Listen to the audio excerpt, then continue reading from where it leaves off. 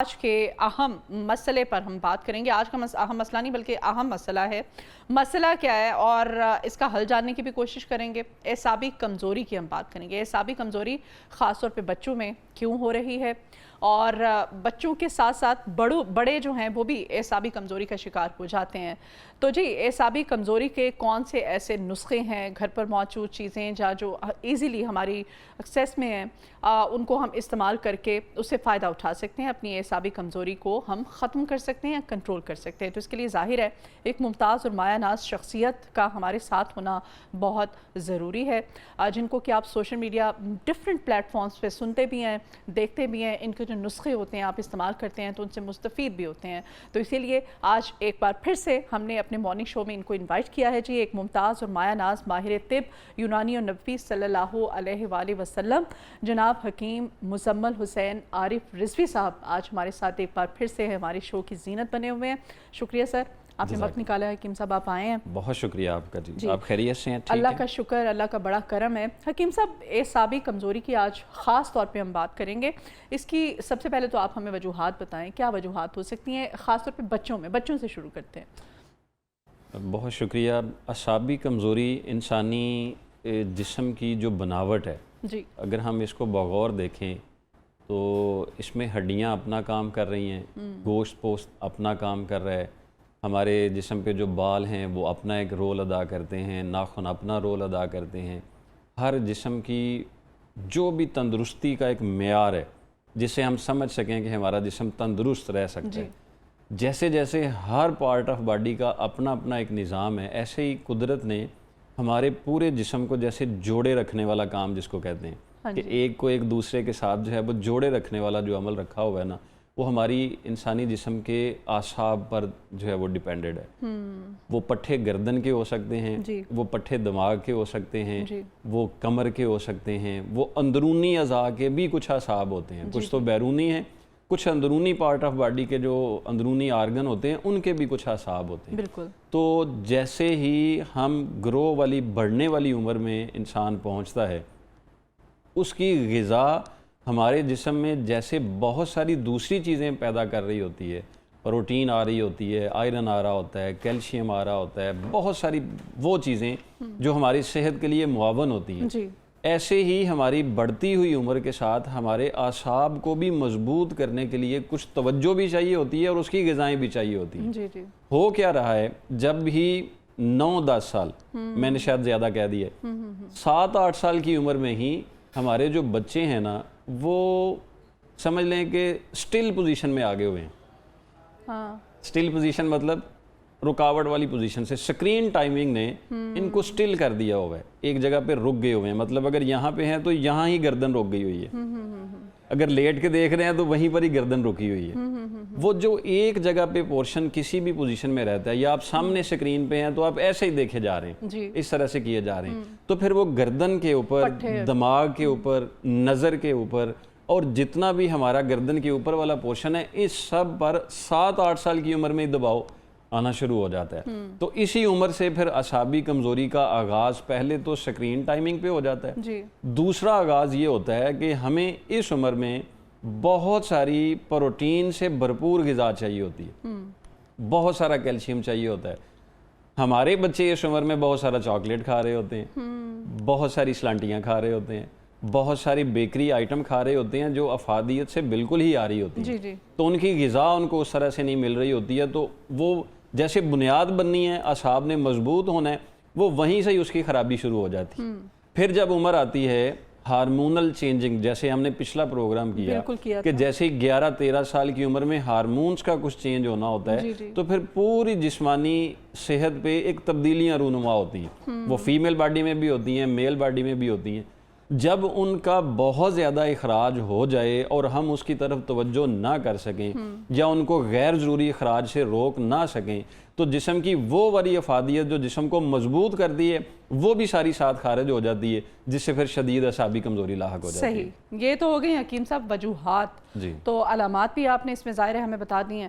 اس کا آپ کوئی نسخہ میں چاہتی ہوں کہ ہمیں ایسا مفید، ویسے تو سارے نسخے آپ کے مفید ہوتے ہیں اور لوگ استعمال بھی کرتے ہیں، ہمیں اس کا فیڈ بیک بھی ملتا ہے، لوگ رسپونڈ بھی کرتے ہیں، بڑے مفید ہوتے ہیں۔ علامات کے لیے اس میں ابھی تک نا یہ واضح نہیں ہو سکا ہے۔ کچھ لوگ دوائیاں معدے کی کھا رہے ہوتے ہیں، میرے پاس کافی ایسے لوگ ہیں، اچھا، یعنی وہ معدے کا امراض لے کے بیٹھے ہوتے ہیں لیکن ان کے اعصاب کمزور ہو چکے ہوتے ہیں۔ مطلب یہ بیٹھے بیٹھے جسم پہ سوئیاں چلنا، بیٹھے بیٹھے کے پورے ہوتے ہیں، پورے جو ہوتے ہیں ان پہ سنسناہٹ ہو جانا، اعضاء کا سن ہو جانا، ٹھیک ہے، گردن پہ دباؤ آ جانا، کبھی کبھی اچانک یہ دروازہ کھلا ایک دم دھڑکا سا ہو جاتا ہے، یعنی کچھ لوگ ایسے ہوتے ہیں وہ ڈر جاتے ہیں، ایک دم ڈر جاتے ہیں۔ یا کبھی کبھار ایسا ہوتا ہے کہ وہ کھانا کھاتے ہیں، تھوڑا سا کھانا کھاتے ہیں تو پسینے سے ان کا چہرہ بھر جاتا ہے، مطلب کھانا کھاتے ہی ان کے ناک پہ پسینہ، ماتھے پہ پسینہ، گردن پہ پسینہ، یہ ساری چیزیں آ جاتی ہیں۔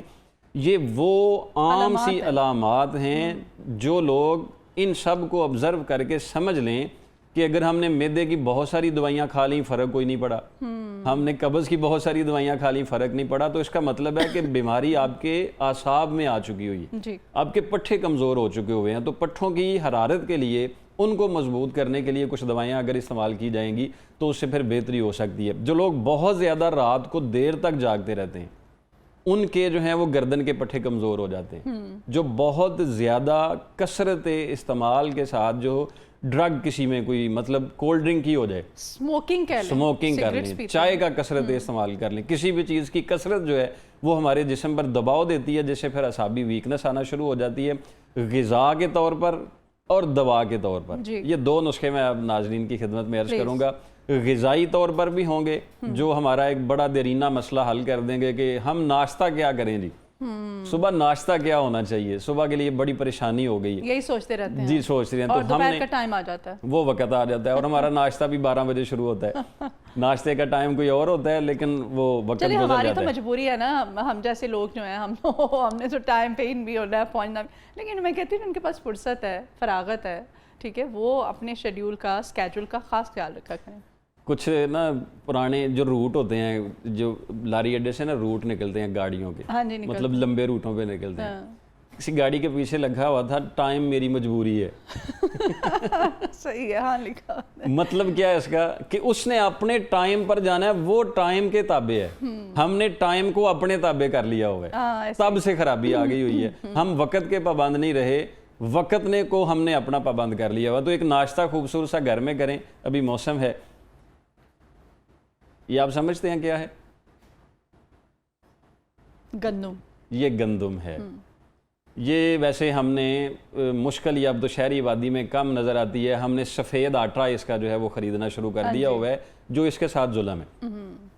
اس کا خود بھی خرید کے اگر آٹا بنایا جائے نا تو یہ آج بھی ہر طرح کی جسم کو طاقت پہنچانے کا ایک ذریعہ ہے، خوبصورت اور بغیر کسی سائیڈ افیکٹ کے۔ گندم کے بعد اس کا جو پروسیس شروع ہوتا ہے وہ سب اس کی افادیت کھو چکا ہوتا ہے۔ آپ نے کرنا کیا ہے، اس گندم کے صرف 2 چمچ لینے ہیں، 2 چمچ گندم لینی ہے، اس کو رات کو آپ نے 1 گلاس پانی میں بھگو کے رکھ دینا ہے۔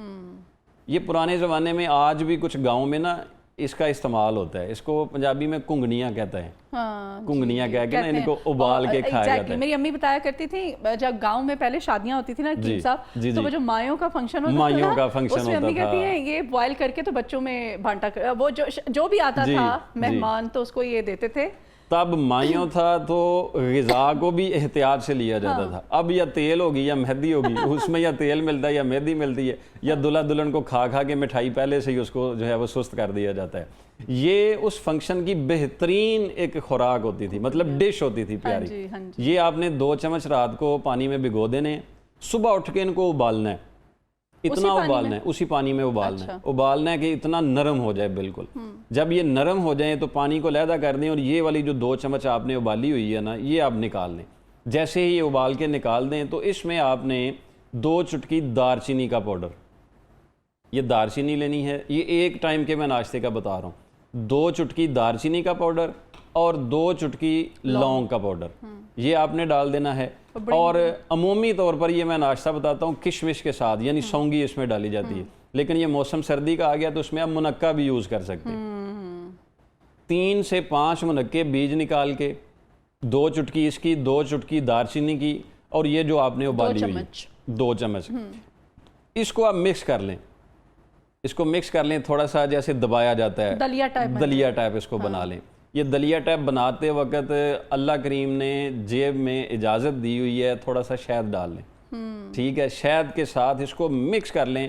اگر ڈائبٹک والے لوگ ہیں، یہ دونوں چیزیں صرف ڈائبٹک والے لوگوں کے لیے ہی مینج کی گئی ہیں، منقع نہ ڈالیں۔ ہاں جی، لونگ اور دارچینی ڈال دیں، شہد تھوڑا ڈال دیں، منقع نہ ڈالیں، اور یہ والا ناشتہ صبح کے ٹائم پہ استعمال کرنا شروع کر دیں۔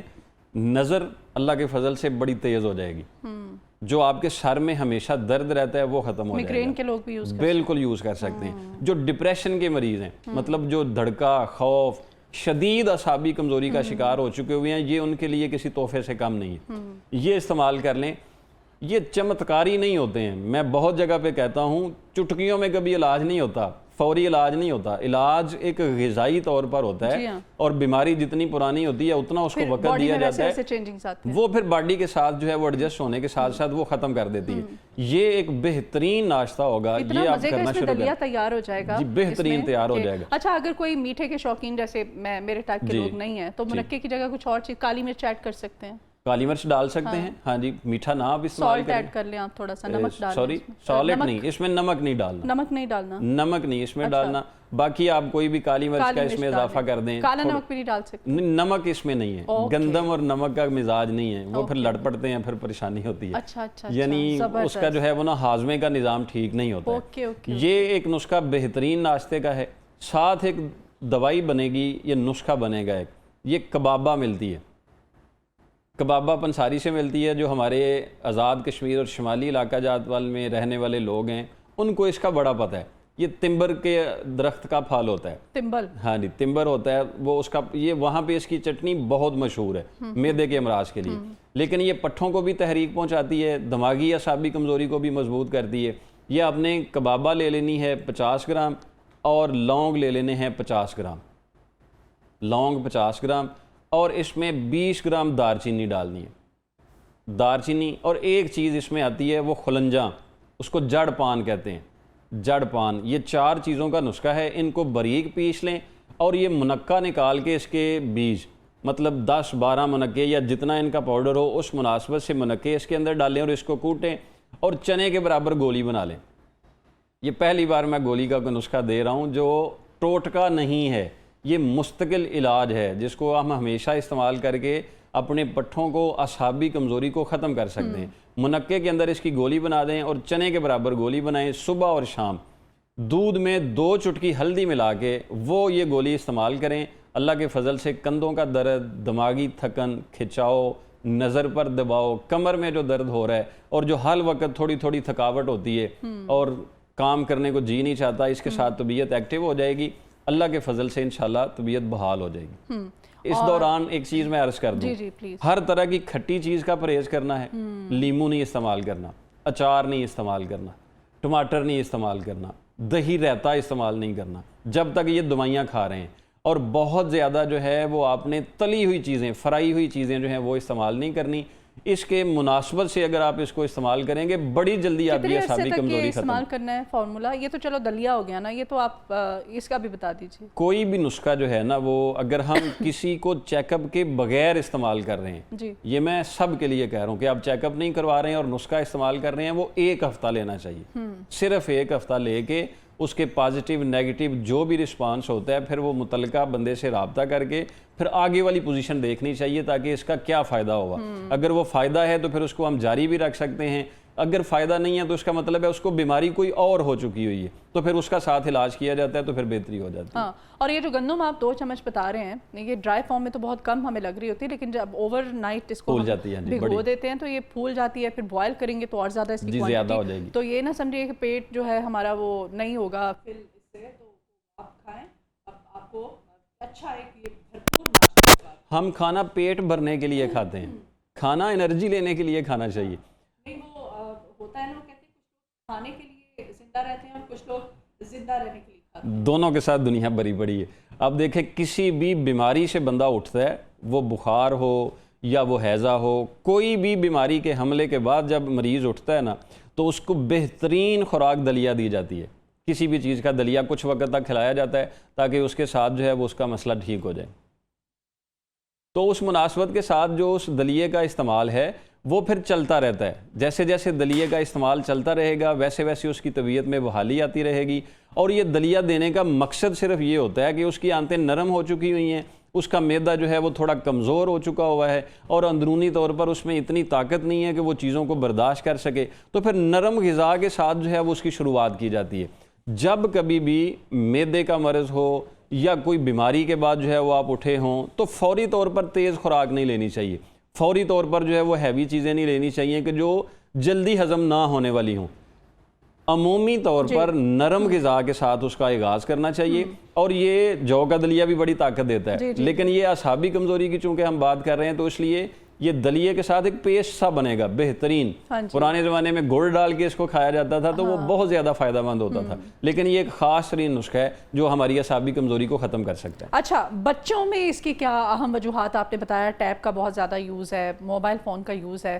بڑے جو ہیں ظاہر ہے کچھ کام کا بھی برڈن ہوتا ہے, پھر سٹریس, انزائٹی, خواہ کا ڈپریشن کچھ لوگوں نے اپنی زندگیوں میں پالا ہوتا ہے, تو یہ بھی ایک ریزن ہے اعصابی کمزوری. اعصابی کمزوری والدین میں ہو تو کوئی شک نہیں ہے کہ وہ بچوں میں فوری موو ہو جائے گی. اچھا, مطلب والدین کی اعصابی کمزوری, چونکہ ان کو خود اعصابی کمزوری ہوگی تو ان کے اپنے جو باہمی تعلقات ہیں وہ پھر بغیر لڑائی جھگڑے کے رہ نہیں ہوتے ہیں, مطلب ڈسٹرب رہتے ہیں. ایک دوسرے کے ساتھ دباؤ, بوجھ, لڑائی جھگڑا, اریٹیٹ, ہیزیٹیٹ, یہ ساری چیزیں جو ہیں وہ اندرونی طور پر بن رہی ہوتی ہیں. تو ان کا اثر جو ہے کنورسیشن کے حساب سے بھی آ رہا ہوتا ہے, اثرات کے حساب سے بھی آ رہا ہوتا ہے, اور مزاج کے حساب سے بھی بچوں میں آ رہا ہوتا ہے. بچوں کے لیے اگر چھوٹے بچے ہیں, نظر کمزور ہونا شروع ہو گئی ہے, دماغی پٹھوں میں کھچاؤ ہونا شروع ہو گیا ہے, تو آج سے ہی ان کو اگر فیڈر لیتے ہیں سب سے پہلے بچوں کا فیڈر چھڑا دیں.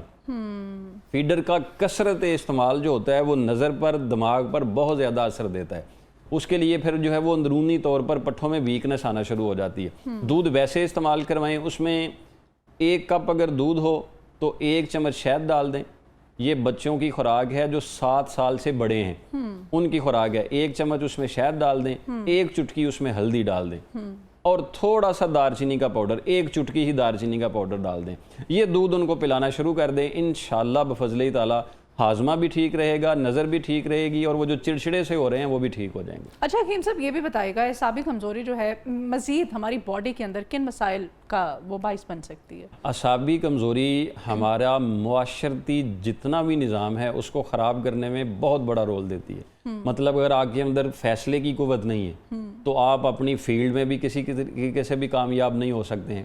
اگر آپ کو شدید اعصابی کمزوری ہے, کبھی آپ کو لمبا سفر کرنا پڑ جاتا ہے, کبھی کبھی لوگوں کو سفر میں الٹیاں اعصابی کمزوری سے بھی آ رہی ہوتی ہیں. ہاں, یہ لوگ بہت لوگوں کو کمپلین ہوتی ہے سفر میں جو ہے وہ کیا آ جاتی ہے انہوں نے, اور بس کیونکہ ایک دم اعصاب اس کو دباؤ برداشت نہیں کر پاتے, معدے میں پھر بہت زیادہ تبخیر پیدا ہو جاتی ہے, اس سے پھر ان کا جو ہے وہ نظام خراب ہو جاتا ہے, اس سے پرابلم آ جاتی ہے.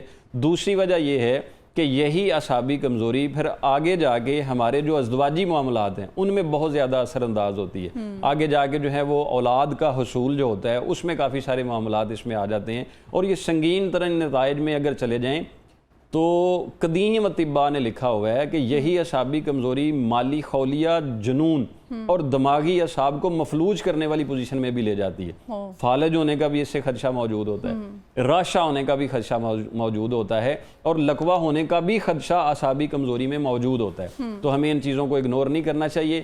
تھوڑی تھوڑی علامات اگر ظاہر ہوں, آپ کو تھوڑا ڈر لگ رہا ہے, ایک دم گھبراہٹ ہو رہی ہے, آپ کے ہاتھ پاؤں سن رہے ہیں, یا چنگے سی سوئیاں سی چبھنا شروع ہو گئی ہیں, یا آپ تھوڑا سا کام سمجھتے ہیں تو ایک دم آپ کو یورین کی حاجت ہو جاتی ہے, مطلب چھوٹے پیشاب کی حاجت ہو جاتی ہے, یہ بھی ساری اسی کے متعلقہ علامات ہیں. تو آپ اگر بہت سارے دوسرے علاج کر کے دیکھ چکے ہیں تو ایک بار اعصابی کمزوری کا علاج کروا کے دیکھیں تو انشاءاللہ آپ ٹھیک ہو سکتے ہیں. اچھا حکیم صاحب, آپ نے یہاں پہ خود ہی ایک بات کی ہے کہ جو لوگ سفر کے دوران جن کو بہت زیادہ وومٹنگ کا ایشو ہو جاتا ہے, پھر ان کی وجہ سے پھر باقی جو ان کے ساتھ ٹریول کر رہے ہوتے ہیں وہ بڑا سفر کرتے ہیں, تو ایسے لوگوں کے لیے کیا کوئی ہے, کوئی ٹپ, کوئی نسخہ؟ آپ اگر پکنک پہ جا رہے ہیں, بچوں کو ساتھ لے کے جا رہے ہیں, تو ایک جو ہے نا وہ پودینے کی گچھی ساتھ رکھیں. تھوڑی سی کالی مرچ ساتھ رکھیں اور تھوڑی سی سونف کا ساتھ رکھیں. پودینے کے 10 پتے، 2-3 کالی مرچ اور تھوڑی سی سونف، یہ منہ میں رکھ کے نہ چباتے رہیں، اس کو چبا چبا کے کھاتے رہیں اور اس کا لعاب لیتے رہیں. آرام سے سفر ہو جائے گا. الٹی ایک کو آتی ہے، دل ساروں کا خراب ہو جاتا ہے، تو وہ سارا سفر خراب ہو جاتا ہے. یہ ایک نسخہ ہے. اور ایک اسی نسخے میں سونف والی جگہ پہ دار چینی استعمال کی جاتی ہے. مطلب یہ 2 نسخے ہیں دونوں مزاج کے حساب سے. بچے ہیں تو ان کو سونف والا نسخہ دے دیں، بڑے ہیں تو وہ دار چینی والا نسخہ لے لیں. یعنی 10 پودینے کے پتے، 3 کالی مرچ اور دار چینی، 10 پودینے کے پتے اور کالی مرچ اور سونف، یہ آپ اپنے ساتھ رکھیں. انشاءاللہ بفضل تعالی رستے میں آپ کا دل خراب نہیں ہوگا اور آپ اپنے سفر کو انجوائے کر سکیں. بہت شکریہ حکیم مزمل حسین عارف رضوی صاحب، آپ آئے، آپ اسٹوڈیوز میں آپ نے وقت نکالا.